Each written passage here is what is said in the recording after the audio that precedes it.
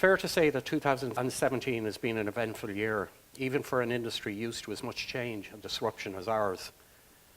2017 was also the year that digital overtook TV as the single biggest form of advertising.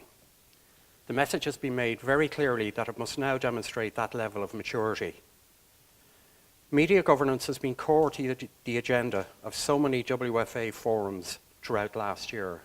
And when I say WFA, I mean the World Federation of Advertisers.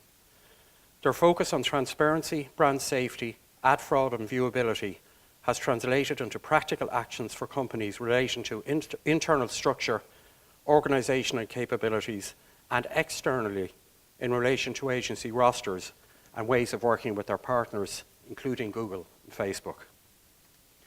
Public health challenges continue to shine the regulatory spotlight on food and alcohol marketing, but the big new conundrum for all brand owners is data collection online. If brands felt that 2017 was disruptive, then 2018 is likely to be even more so. Only this time the hallmarks are likely to be GDPR, transparency and consent. And I must highlight from Sunday next, GDPR is 4 months away, 28th of May. I attended a WFA Digital Governance Exchange meeting in London late last year, and it was suggested that GDPR would shine a light on the digital advertising ecosystem.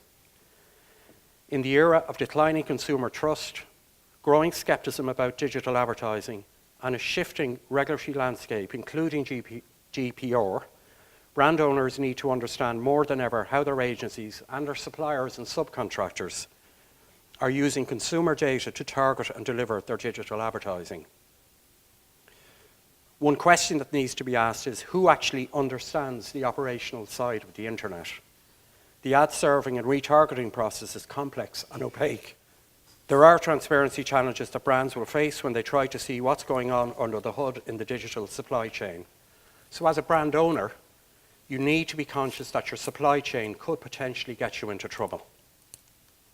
For years, advertisers have over-relied on their agencies to deliver. Now you as advertisers are responsible. And there are hundreds of different companies trading away in order to win bids to serve advertising. And it gets quite complicated. You see a mix of an agency, a trading desk, a DSP or demand-side platform. If one of these falters, then we're all in trouble.